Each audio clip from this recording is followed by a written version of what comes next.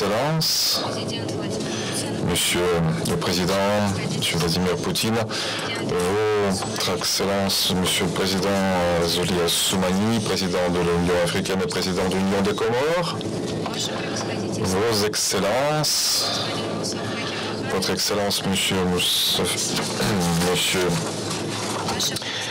Moussa Faki Mahamat, Vos Excellences, Messieurs les chefs d'État et de gouvernement, Mesdames, Messieurs,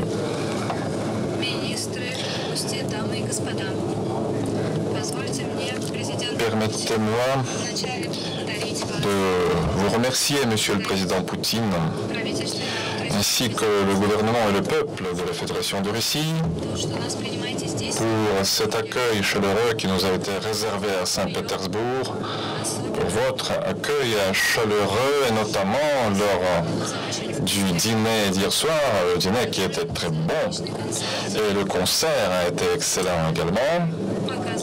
Nous avons pu savourer la culture russe, la culture de Saint-Pétersbourg notamment, de cette ville qui est la capitale culturelle de la Russie. Nous vous remercions particulièrement pour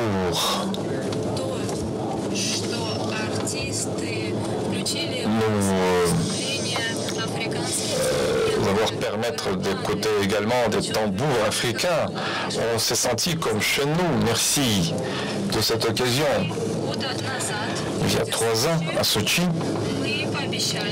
nos leaders africains nous avons promis, ainsi que la Fédération de Russie, nous avons promis les uns aux autres de coopérer dans un cadre d'une coopération gagnant-gagnant dans les intérêts de nos peuples. Après le forum précédent, nous avons connu des crises et des changements géopolitiques et économiques très importants.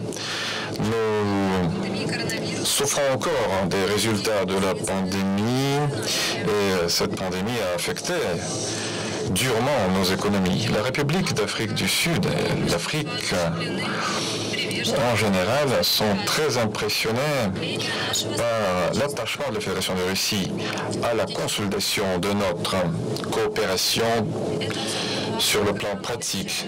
C'est surtout particulier lorsqu'on essaie de définir de nouvelles lignes directrices pour un développement économique, la croissance et la prospérité. Lorsqu'on essaie d'arriver aux objectifs du développement durable, nous, en République d'Afrique du Sud, rendons hommage aux soviétiques qui, à l'époque de l'Union soviétique, nous ont fourni un soutien, parce que vous nous avez soutenus à l'époque. Vous avez soutenu la lutte de plusieurs nations africaines pour leur indépendance. Nos relations bilatérales restent fortes. Nous coopérons dans le domaine politique, économique, sécuritaire, défense, des formats bilatéraux comme les Nations Unies, les BRICS, les G20 sont une occasion pour nous aussi de coopérer. Notre participation à des forums comme le sommet Russie-Afrique est une preuve de plus de notre attachement au programme 2063, programme qui vise le développement socio-économique inclusif. La Russie fait partie des BRICS. La République d'Afrique du Sud tiendra bientôt à Johannesburg le 15e sommet des BRICS. Nous considérons que ce sommet sera une occasion d'élargir et d'approfondir la coopération globale pour arriver à la prospérité des nations africaines. Les partenaires du BRICS participent à la vie économique de notre continent. Ainsi, sommet en Afrique du Sud se concentrera sur les infrastructures, le développement des infrastructures avec le soutien de la nouvelle banque des BRICS et également avec le soutien de la zone de libre-échange africaine. La zone africaine de libre-échange, lorsqu'elle sera pleinement opérationnelle, offrira de nouvelles possibilités, gagnant-gagnant pour le continent africain, pour nos partenaires. Comme il a été déjà dit par ceux qui ont pris la parole aujourd'hui, mais surtout, c'est le président Museveni qui a aujourd'hui dit avec beaucoup de sagesse les Africains forgent eux-mêmes leur destin comme État ou comme continent. Nous disposons de ressources très puissantes qu'il faut utiliser pour le bien-être des Africains, pour que l'économie africaine puisse croître et assurer un développement durable. Nous ne voulons plus exporter les matières premières uniquement, des ressources minières et agricoles de notre continent. Nous voulons bien exporter les produits finis avec de la valeur ajoutée. Il faut également assurer le respect de ce que nous faisons au niveau national. Il faut arrêter les pays qui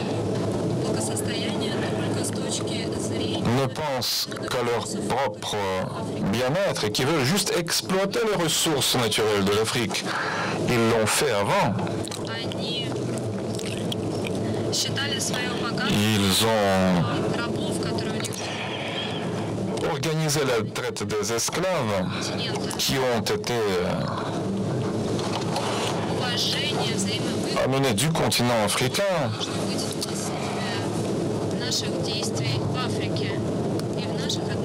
Notre relation avec le reste du monde doit être fondée sur le principe du respect mutuel. Les pays africains, comme États souverains, doivent également pouvoir mener une politique extérieure indépendante qui ne dépendra pas donc des autres, des acteurs du monde ou des blocs globaux à l'extérieur de notre continent. Notre deuxième sommet est une occasion de plus d'approfondir et de consolider la coopération et le partenariat pour le développement de l'Afrique. Nous saluons dans ce contexte notre volonté de nous concentrer sur la coopération et l'investissement qui nous permettra de mettre en valeur notre potentiel, notamment en ce qui concerne la fabrication des produits finis. Le plan d'action Russie-Afrique proposé pour les années à venir devra être en concert avec l'agenda africain à l'horizon 2063. C'est ainsi que nous pourrons agir ensemble et mettre ce plan en valeur grâce aux actions pratiques.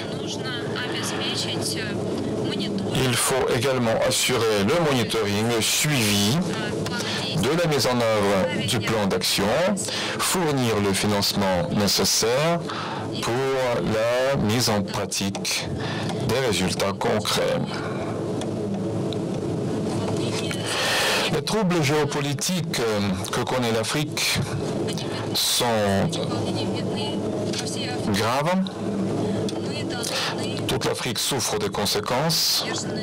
Nous tenons à réaffirmer notre attachement aux mécanismes internationaux, mais qui ont besoin d'être réformés. Une participation plus large des pays du Sud aux processus globaux permettront d'assurer un développement durable et une inclusivité plus forte.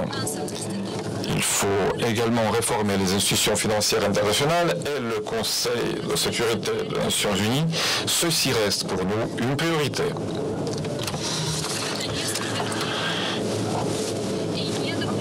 Il est inacceptable, injuste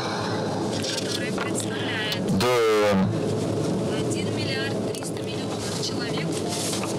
voir la situation où un continent où habitent 1,3 milliard de personnes n'est pas encore représenté au sein du Conseil de sécurité des Nations Unies. Notre monde est interdépendant. Nous souffrons tous des résultats des conflits et de l'instabilité dans toutes les parties du monde. Nous avons la responsabilité de travailler pour le bien de la paix, de soutenir la construction de la paix pour l'avenir. Nous devons en finir avec les conflits et les guerres, où que ce soit.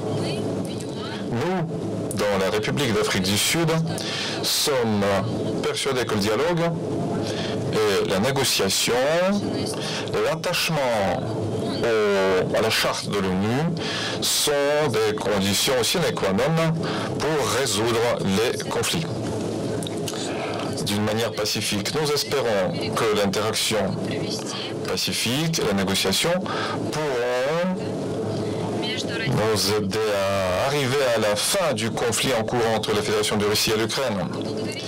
Nous tenons à vous remercier, Monsieur le Président Poutine, de nous avoir accueillis, d'avoir écouté les leaders africains qui sont arrivés à Saint-Pétersbourg pour le forum. Le 17 juin dernier, une délégation de leaders africains, sous la présidence de Son Excellence, le président de l'Union africaine, M.